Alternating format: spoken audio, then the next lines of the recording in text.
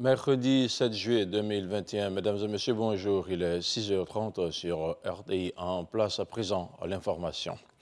Le président de la République, Alassane Ouattara, s'est entretenu mardi à Abidjan avec le docteur Bénédicte Oké-Orama, président directeur général d'Afreximbank Bank.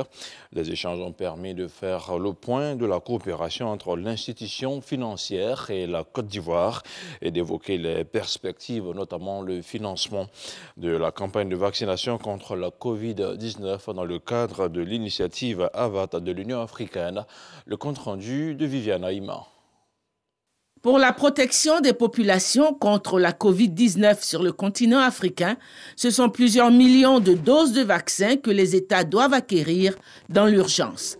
Pour faciliter l'accès aux vaccins et amortir l'hémorragie financière que représente leur acquisition, la Banque africaine d'import-export, Afreximbank, et la Société financière africaine ont signé récemment un accord de collaboration afin de soutenir la fabrication de vaccins sur le continent africain.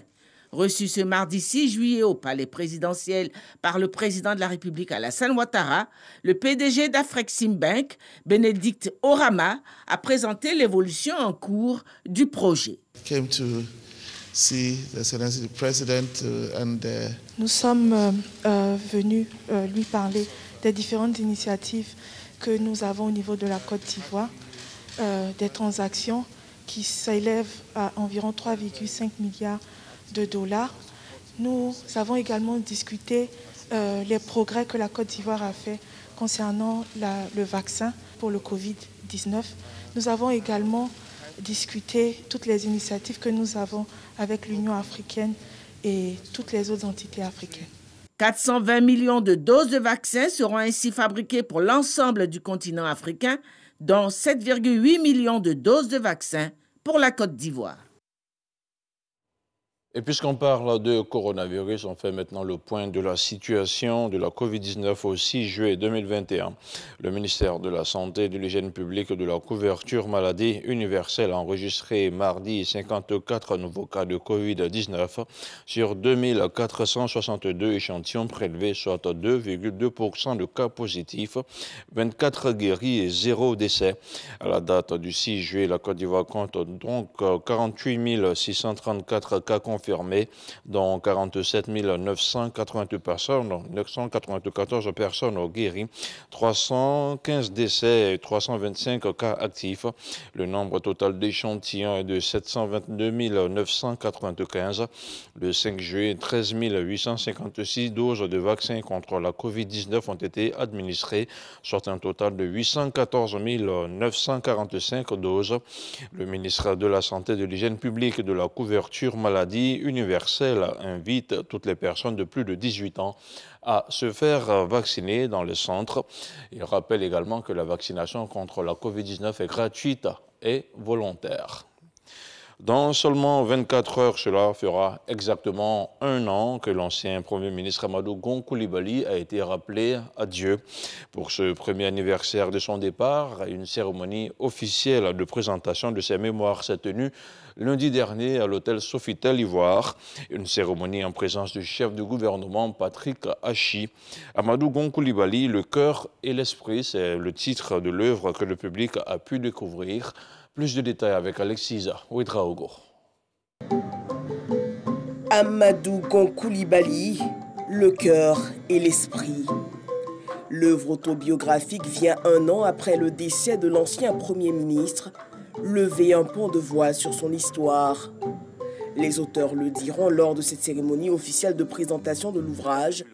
Amadou Gon Coulibaly a voulu écrire son histoire, se raconter pour se souvenir et se découvrir aux autres. En mai-juin 2019, Amadou Gon est donc Premier ministre et il a ce besoin assez fort de se raconter, de parler de lui tel qu'il est, tel qu'il se sent et non pas tel qu'il est vu ou tel qu'il est caricaturé comme cette espèce de technocrate, d'homme du Nord, de hauts fonctionnaires, alors qu'il se sent complètement différent, il se sent multiple, il se sent divers, il se sent ivoirien, il se sent aux quatre coins de ce pays, et il a envie de le dire, et commence cette aventure de ce livre.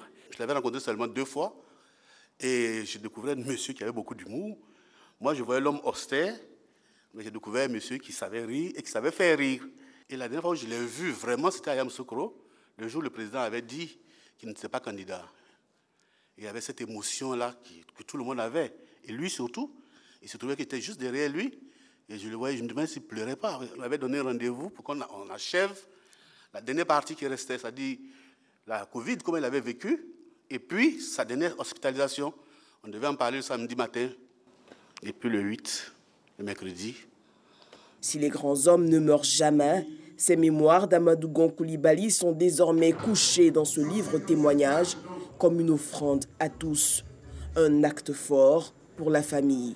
Amadou Gon le discret, Amadou Gon le secret, apprécie fortement, de là où il est, j'en suis certaine, votre œuvre. Nous sommes là, tous debout, solidaires et très fiers de l'avoir connu et de l'avoir côtoyé un tant soit peu. Pour le chef du gouvernement, Patrick Achi, la vie de l'homme reste un enseignement de fidélité à deux passions et deux amours, le chef de l'État Alassane Ouattara et la Côte d'Ivoire. Jusqu'à la dernière minute, l'amour, la foi, la passion pour le pays, pour le président, l'ont amené dans ses convictions intimes et profondes. Ce sont des qualités qu'on trouve rarement chez les hommes. Et pendant que Venance Eziam Liman écrivait sa vie, moi, de l'autre côté, j'écrivais son rêve avec lui. Ce qu'il aurait voulu que ce pays soit, ce qu'il se préparait à faire de ce pays. Notre responsabilité est de faire en sorte qu'ensemble, son projet de société, sa vision, son rêve pour la Côte d'Ivoire, qu'il n'a pas pu de ses mains faire, puisse, à travers ses amis, à travers ses frères, voir le jour, pour qu'il n'ait pas vécu en vain et pour qu'après lui, son œuvre parle pour lui. Si l'œuvre reste suspendue dans le temps par la tragédie de cette symphonie inachevée, ces 155 pages restent le témoignage vivant de l'homme, sa parole, son histoire, son souvenir. Autre chose à présent, plusieurs officiers généraux et supérieurs regroupés au sein de l'association des attachés de défense accrédités en Côte d'Ivoire étaient lundi dans les locaux du ministère de la Défense. En fin de mission en Côte d'Ivoire, 2 d'entre eux ont été élevés au grade d'officier de l'ordre national et chevalier de l'ordre du mérite ivoirien par le ministre d'État, ministre de la Défense, Téné Birahima Ouattara. On regarde le reportage de Laure Goretti. Le colonel Xavier Clochard, attaché de défense près de l'ambassade de France en Côte d'Ivoire, et le colonel Kidom Nkotiwa, attaché de défense près de l'ambassade d'Afrique du Sud dans le pays, sont en fin de mission. Avant de rejoindre leur patrie, ils ont été respectivement élevés officiers de l'ordre national et chevaliers de l'ordre du mérite ivoirien. Je reçois cette décoration avec beaucoup d'humilité aussi.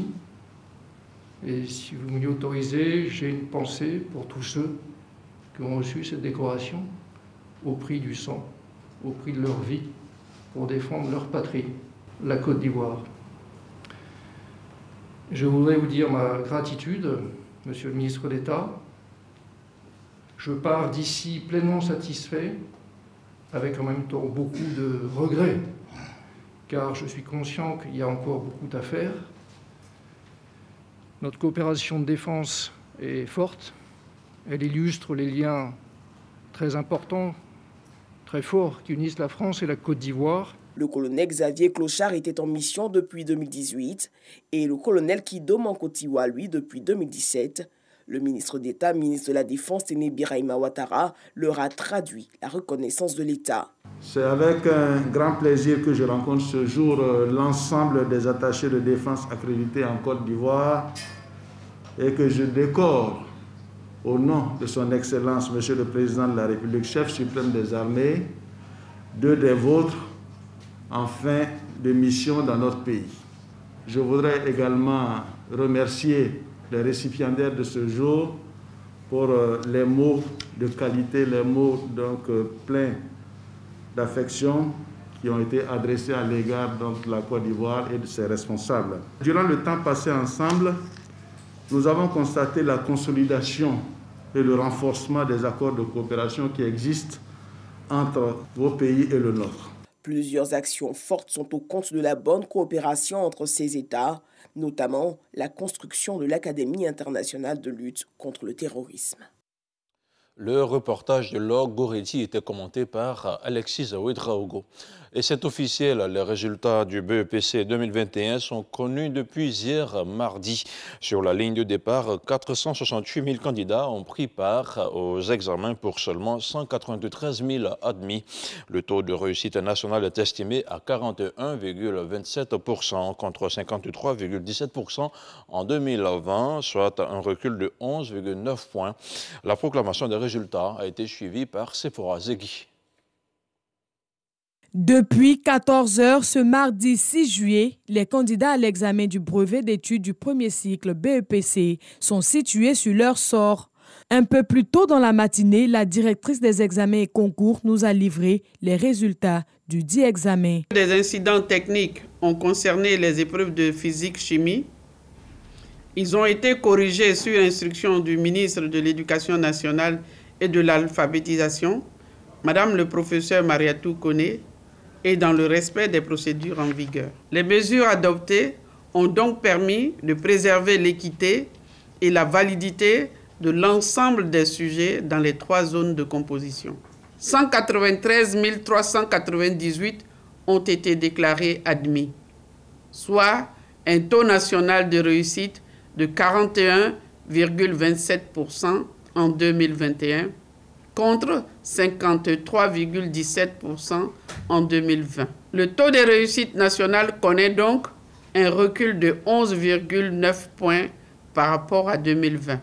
Les résultats sont également mis en ligne sur le site www.men-deco.org.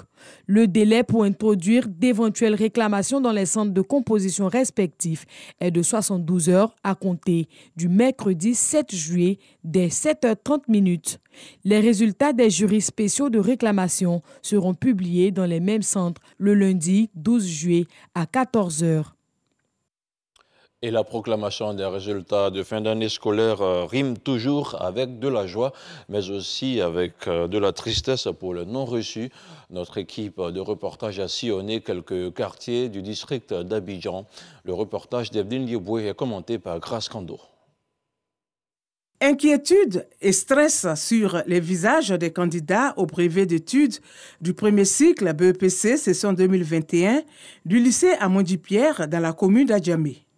Il est 14h et nous y sommes pour les résultats. Hyper tendu même, hyper tendu. Elle a peur au ventre. Je ne sais pas si mon travail est abouti ou n'est pas abouti. Je ne sais pas d'abord. Peu de temps après, l'attente prend fin, c'est la délivrance. Les sentiments sont partagés. Ça n'a pas marché, je ne suis pas découragée. L'année prochaine. Les responsables du centre sont satisfaits. Cette année, le taux de réussite est en hausse. L'ambiance est très bonne. Je me rends compte que dans mon centre, il y a eu beaucoup d'admis. L'année dernière, ici au centre, on avait eu 37% ici l'année dernière. Voilà. Cette année, ici, le taux a été plus élevé. Sur 630 candidats, nous avons eu 260 admis. Ça fait un taux de 41%. Notons que le taux de réussite nationale est de 41,27% contre 53,17% l'année dernière. Au lycée moderne de Cocody, autre lieu visité, même ambiance, Nicole, accompagnée de son père, vient de recevoir sa collante. Elle est admise. Je suis très émue, je suis très contente d'être passée au second. Vraiment, c'est ému, c'est pas le moment manque. C'est la première fois de participer. Vraiment, je suis content pour elle. Les résultats du BEPC, désormais connus, recommandation de la tutelle, pas de proclamation publique en raison de la Covid-19.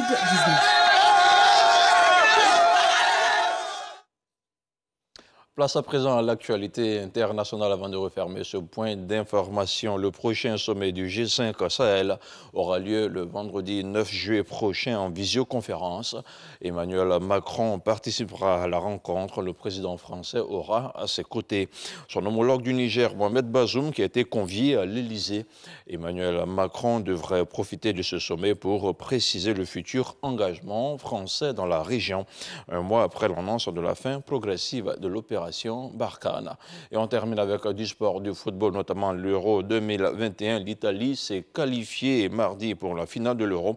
Les Italiens ont éliminé les Espagnols 4 tirs au but à 2 après un but partout, après prolongation en demi-finale de tournoi à Wembley.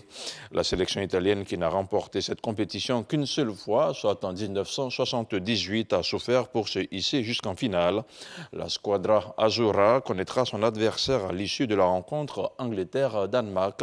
Les deux équipes s'affrontent lors d'une autre demi-finale ce mercredi, toujours à Wembley, en Angleterre. Et c'est ici que l'on s'arrête pour ce 6h30. Merci de votre fidélité sans cesse grandissante à RTI 1.